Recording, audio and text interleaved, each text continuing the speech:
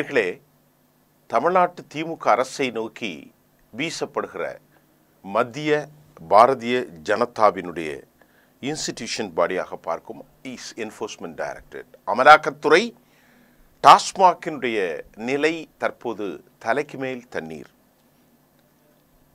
இந்த நிலையில் டாஸ்மாகினுடைய மேலாண்மை எம்டி விசாகன் அவரை விசாரணை வலயத்திற்குள் கொண்டு வரப்பட்டு கடந்த காலத்தில் தற்போது நேற்று சென்னையில் ஒரு 9 இடத்திற்கு மேல் பல இடங்களில் விசாகன் வீட்டு பகுதிகளிலும் கிழித்து எறியப்பட்ட காகிதங்களையும் கூட கடுமையான ரெய்டில் மத்திய அமலாக்கத்துறை ஈடுபட்டிருக்கிறது.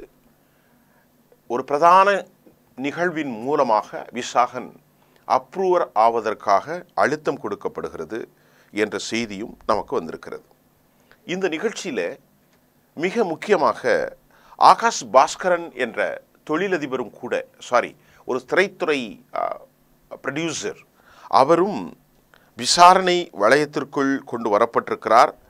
ஆகாஷ் பாஸ்கரன் யார் என்று சொல்லி பார்த்தால், அவர் பல திரைப்படங்களை அவர் தயார் செய்தவர் என்றும் அந்த திரைப்படங்களின் வாயிலாக ஒரு பெரிய அளவில் குறைந்த நாளில் முதலீட்டுகளை அவர் எப்படி பெற்றார் என்ற ஒரு கேள்வியையும் நாம் இன்றைக்கு பார்க்க வேண்டியதாக இருக்கிறது. இந்த நிலையில் மேலாண் இயக்குனர் விசாகன் ஐஏஎஸ் வீட்டிற்கு அதிரடியாக புகுந்து சோதனைகளை செய்து அவரை விசாகனிடம் மேற்கொண்டு பல நிலைகளில் விசாரணை நடத்தி வருவதை நாம் இப்பொழுது சொன்னோம். 16ஆம் தேதி காலை 6:30 மணி அளவில் சென்னையில் இருக்கக்கூடிய மணப்பாக்கம், ரொம்ப பிரதானமான போரூர் கிண்டிக்கு மத்தியில் இருக்கக்கூடிய மணப்பாக்கத்தில் அவருடைய வீட்டில் இந்த விசாரணை தொடங்கியிருக்கிறது. இந்த விசாரணையில் டாஸ்மாகுடைய எம்டி மேலாண்மை அவர் திருவிசாகன் அவரை தாண்டி இன்னும் பலர் வலைகளில் வந்திருக்கிறாங்க. இவர்களுடைய பெயர்கள் நமக்கு சில வித்தியாசமாக இருக்கு. கே ஸ்மார்ட் என்று சொல்லக்கூடிய நிறுவனத்தின் உரிமையாளர் கேசவன் என்பவரும் இதிலே அடங்கும். இந்த கேசவன் தொடர்புடைய இடங்களிலும் அதே போன்று டான் பிக்சர்ஸ் நிறுவனத்தை சேர்ந்த திரைப்பட தயாரிப்பாளர் நான் சொல்வதை போன்று ஆகாஷ் பாஸ்கரன் தொடர்புடைய இடங்களிலும் சோதனைகளை மத்திய அமலாக்கத்துறை தொடர்ந்து நடத்துகிறது.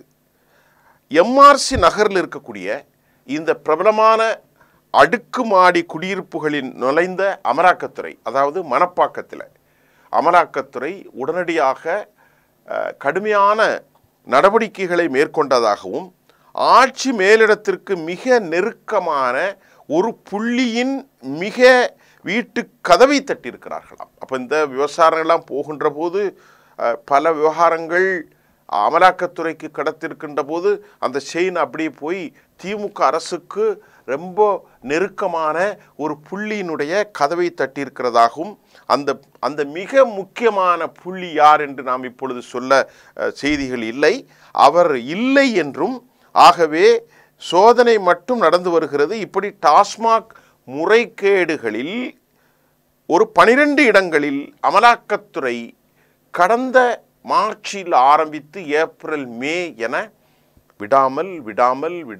விடாமல் சோதனையை நடத்தி கொண்டிருக்கிறார்கள். இதற்கு அரசியல் காரணங்களும் இருக்கலாம். வரக்கூடிய இன்னொரு 12 மாதத்தில் 10 மாதத்திற்கு மேல் தமிழ்நாட்டில் திமுகவினுடைய அரசாட்சியை வீழ்த்தி ஆக வேண்டும் என எல்லா ரத கஜ துரஜாதிபதிகள் நடவடிக்கைகளை மத்திய பாஜக எடுத்துக்கொண்டிருப்பது. இதன் மூலமாக அவர்கள் எதை சாதிப்பதற்கு முயல்கிறார்கள் என்பது ஒரு கேள்வி. ஆனாலும் இந்த சோதனை குறித்த அமலாக்கத்துறை வட்டாரங்களில் மூலமாக வெளியான தகவல்கள் என்னவென்றால், டாஸ்மாக் முறைகேடுகள் தொடர்பாக நடந்த இந்த விவகாரத்தில் ஏற்கனவே குடோன்களில் நடத்தினது, அதற்கு பிறகு உயர்நீதிமன்றத்துக்கு போனது, உயர்நீதிமன்றத்தில் எதுவும் சொல்லாமல் நேர சஞ்சீவ் கண்ணாவிட போய் உச்சநீதிமன்றத்தை அணுகுனது, உச்சநீதிமன்றத்தில் கொட்டு வாங்கினது, உயர்நீதிமன்றத்தில் 2 நீதிபதிகள் இந்த வழக்கில் நாங்கள் ஆஜராக மாட்டேன்னு போனது, அதெல்லாம் நான் சொல்லலை. மறுபடி புதிய விவகாரத்தில் வந்தது, எங்கள்கிட்ட கூட ஒரு அளவுக்கு நீங்கள் நேர்மையாக இருக்க வேணாமா?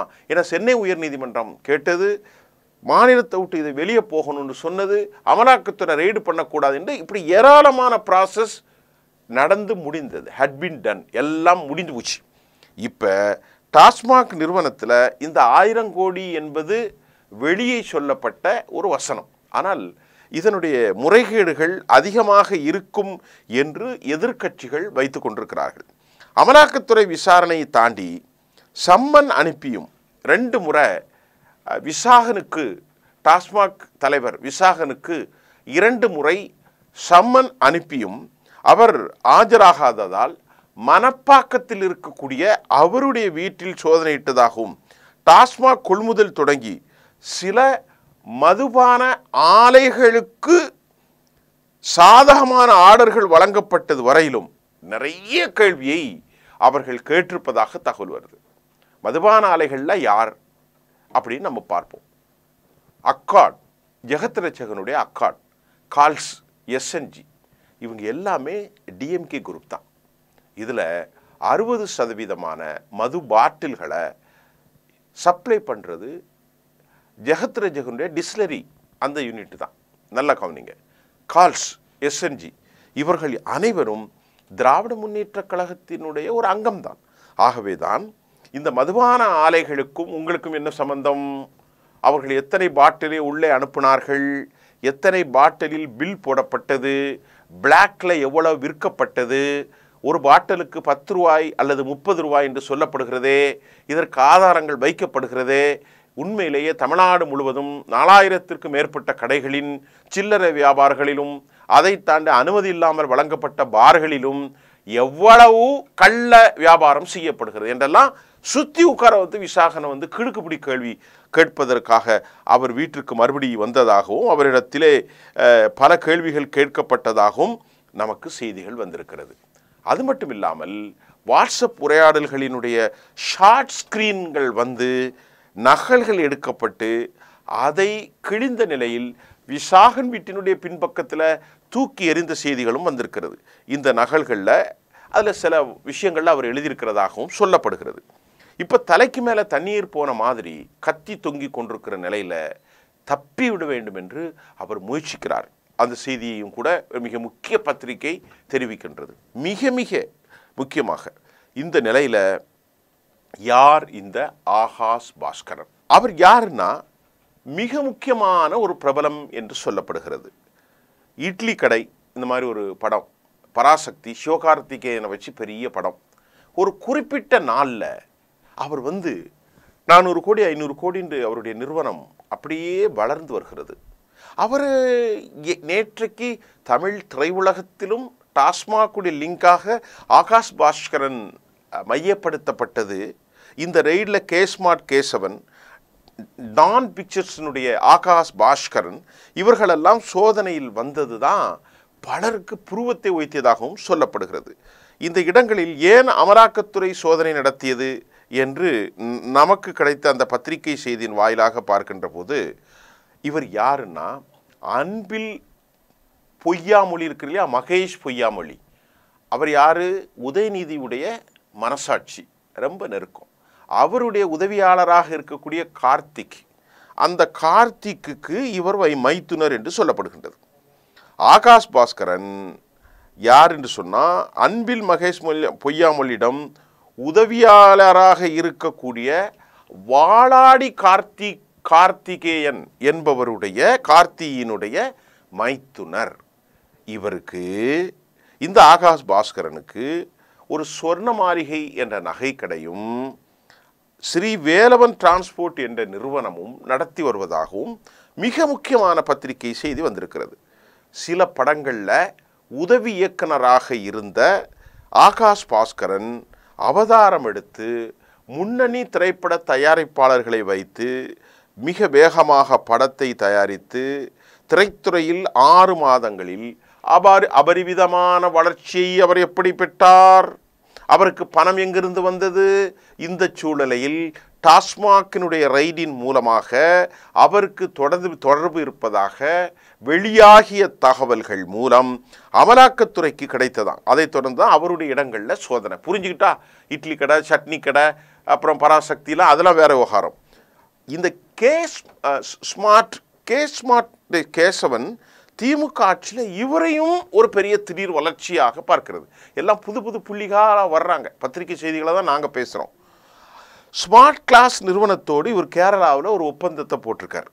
இந்த ஸ்மார்ட் நிறுவனம் எடுத்திருந்த சென்னை கிளாம்பாக்கம் பேருந்து நிலையத்தில் வைக்கப்பட்ட சிசிடிவி கேமராவினுடைய அந்த ஒப்பந்தமும் இந்த ஸ்மார்ட் உடைய கேசவன் மூலமாக வருகிறது. ஆக இவர்களெல்லாம் ஒவ்வொருவரும் ஒரு லிங்கில் வர்றாங்க. உதாரணத்தை பார்த்தீங்கன்னா, தலைமையை டிஎம்கே சிக்க வைக்கிறதுக்கு தான் பிஜேபி இந்த நடவடிக்கையில் எடுக்கிறாங்க. டாஸ்மாக் தலைமையகத்தில் நடத்தப்பட்ட இந்த சோதனையை தாண்டி மிக முக்கியமாக திமுக தலைமைக்கு அநேகமாக திரைப்படத்துறை வரை வைக்கும் போன்று இது திமுக தலைமையை குறிவைக்கலாம்.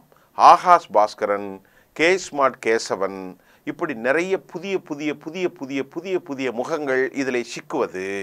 இந்த பணத்தை எப்படி அவர்கள் முதலீடு செய்தார்கள், 6 மாதத்தில் ஒரு சின்ன உப்புமா கம்பெனி எப்படி இத்தனை பெரிய வளர்ச்சியை பெற்றது என்பதையெல்லாம் அவர்கள் விசாரணை வலயத்தில் கொண்டு வராங்க. விசாகனிடத்தை மறைமுகமாக யார் உங்களை இயக்குகிறார் என்பதை கேள்வியும், நீங்கள் எப்படி மது உற்பத்தியாளர்களோடு நெருக்கமாக இருக்கிறீர்கள், ஆர்டர் அவர்களுக்கு கொடுப்பது நீங்கள் தானா, அல்ல கொடுக்குவதற்கு அழுத்தம் உண்டா, எவ்வளவு கோடி கொடுத்தீர்கள், எவ்வளவு கோடி பாட்டிலை விற்றீர்கள், எத்தனை கோடி லிட்டர் உற்பத்தி செய்யப்பட்டது, 10 ரூபாய் கமிஷனா 30 ரூபாய் கமிஷனா, எங்கெல்லாம் இடை மாறியது, எப்படியெல்லாம் கொடுக்கப்பட்டது. அப்படி உட்கார்ந்து கேட்குற போது திணறி போயிட்டாராம் விசாகன். திணறி போர் ஏற்கனவே 17 மணி நேரம். இப்போ அவரை அப்ரூவ் ஆக்கியாச்சுன்னா கதை முடிஞ்சிரும். இதனால் வரக்கூடிய எலெக்ஷனில் திமுகவின் மீது 2G ஸ்பெக்ட்ரம் மாதிரி ஒரு நிலையை தமிழ்நாட்டில் உருவாக்கி பாரதிய ஜனதா எடப்பாடி தலைமையிலான ஒரு ஆட்சியை கொண்டு வந்து விடலாம். அதன் மூலமாக நாமல் வைப்பதற்கு நாம் எப்படி நிதிஷ்குமாரை காலி செய்தோமோ, எப்படி சிவசேனாவை காலி செய்கின்றோமோ, எப்படி மதசார்பற்ற ஜனதாவை காலி செய்தோமோ, அதே போன்று தமிழ்நாட்டில் கதையை முடிக்க வேண்டும் என்றால் குறுக்கு வழிகளிலே நாம் இதெல்லாம் செய்யணும். அதற்காக டாஸ்மாகில் முறைகேடு நடக்கவில்லை சொல்ல, அந்த முறைகேடு சட்ட ரீதியாக போய் கொண்டிருக்கிறது. சார்ஜிட் பிரைம் பண்ணணும், அதை கோர்ட்டில் ப்ரொடியூஸ் பண்ணணும், அதற்கு பின்பு விசாரணை நடக்கும், பல வருஷங்கள் நடக்கும். That will be disappear. அது ஒரு காலம் நிச்சயமாக மறைந்து போகலாம். That could happen or not. அது நடக்கலாம், நடக்காமல் போகலாம். நாம் இப்போ கன்க்ளூட் பண்ணுறதுக்கு முடியாது. ஆனாலும் இந்த 8-10 மாதத்தில் 1000 கோடி 5000 கோடி விசாரணை கொண்டு வந்தது, இதெல்லாம் ஒரு பரபரப்பாக ஆக்கப்படும் என்கின்ற செய்திகளும் நமக்கு கிடைத்திருக்கிறது. ஒரு பக்கம் விசாரணை, மறுபக்கம் இவரை அப்ரூவ் ஆக்கக்கூடிய முயற்சி. திமுக மேலிடத்தின் புள்ளி யார், கதவை தட்டினாங்கன்னு சொல்லப்பட்டது, அந்த புள்ளி யார், அமலாக்கத்துறை சோதனை சிக்க வாய்ப்பு இருக்கிறது என்றும் அச்செய்தி கட்டுரை தெளிவாக சொல்கிறது. டாஸ்மாகினுடைய முறைகேடு விவகாரம் நாளுக்கு நாள் சூடேறி கொண்டிருக்கிற நிலையில் திமுக தலைவை மண்டை சூடேறி போயிருக்கிறதாகவும் நாம் அறிந்து கொள்ள முடியும். இதில் முக்கியமாக ஒரு செய்தி நாம் இறுதியாக சொல்லி முடித்து விடுவோம். திமுகவினுடைய அதிகார மட்டமாக கரூரை சேர்ந்த கரூர் கேங் அப்படி சொல்லப்பட்டது. அந்த கரூர் கேங் யார் என்றால் செந்தில் பாலாஜியினுடைய ஆதரவு பட்ட ஆசை பெற்றவர்கள். இப்பொழுது கோர்ட்டினுடைய ஒரே நிர்பந்தம், ஒன்று நீ அமைச்சரவையாக இருக்க வேண்டும், மற்றொன்று இல்லை நான் அமைச்சராக இருப்பேன் ராஜினாமா செய்ய மாட்டேன் என்று சொன்னால் சிறைக்கு வரணும், உங்களுக்கு ஜாமீன் ரத்து செய்யப்படும். 2ல் 1.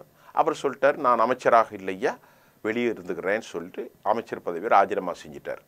அதே போன்று உயர்கல்வித்துறை அமைச்சராக இருந்து வனத்துறை அமைச்சராக இடமாற்றம் செய்யப்பட்டு, அதே போன்று அவர் பேசிய பேச்சின் மூலமாக திமுகவினுடைய துணை பொதுச் செயலாளர் பதவியும் நீக்கப்பட்டு, கோர்ட்டில் தண்டிக்கப்பட்டு ஜாமீனில் இருக்கக்கூடிய பொன்முடி இப்பொழுது அமைச்சராக நீக்கப்பட்டு விட்டார். நல்லா கவனிச்சுடுங்க, பொன்முடி எக்ஸ்பெல்டு, அவர் எக்ஸ்பெல்டுன்னா அவர் தான். அதே மாதிரி நம்முடைய செந்தில் பாலாஜியும் எக்ஸ்பெல், வெளித்தள்ளப்பட்டார், அப்படி தான் நம்ம சொல்ல முடியும். ஆனால் பொன்முடி அட்ரஸ் இல்லாமல் போயிட்டார். ஏன்னா அந்த இடத்துல ஏக வேலு பொறுப்பாளர்கள், தேர்தல் பொறுப்பு குழுவில் பொன்முடி இல்லை. ஆனால் அந்த பொறுப்பு குழுவில் செந்தில் பாலாஜி இருக்கார். அவர் இருந்தால் தான் என்ன செய்ய முடியும், கோவை பகுதியை செழிப்பாக வைப்பார். கரூர், கோவை, சேலம் வரைக்கும் ரொம்ப செழிப்பாக வைப்பது அவர் தான். ஆகவே அவர் அமைச்சராக இல்லைன்னா அவர் பின்னால் இருந்து டாஸ்மாக்லேருந்து ஆஸ்மாக்லேருந்து எல்லாத்தையும் பார்த்துக்கிடுவார் அப்படிங்கிற செய்தியும் நமக்கு வெளியாகி இருக்கிறது. ஆக இந்த கதவை தட்டினது யாரு? ஆக இந்த விசாகன் இப்படி சுத்தும். விசாகன், ஸ்மார்ட் கேசவன், ஆகாஷ் பாஸ்கரன், உதயநிதி ஸ்டாலின், மகேஷ் பொய்யாமொழி, செந்தில் பாலாஜி இப்படியே கொண்டு வருவதற்கு ஒரு திட்டத்தை மத்திய பாரதிய ஜனதா அரசியல் ரீதியாக உருவாக்குறது. என்ன உருவாக்கினாலும் பேசக்கூடியது பேப்பர் தான் கோர்ட்டில். அந்த கோர்ட் பேப்பரில் இவங்க சார்ஜிட்ட புட்டப் பண்ண பிறகு இந்த வழக்கு சூடுபிடிக்கும். இருந்த போதிலும் தமிழ்நாட்டு திமுக அரசுக்கு தூக்கமில்லாத இரவுகளாக, கருப்பு இரவுகளாக மாறியிருக்கிறது என்பதுதான் டாஸ்மாக் ரெய்டின் மூலம் நாம் தெரிந்து கொள்ளக்கூடிய செய்தியாக இருக்கிறது. நன்றி.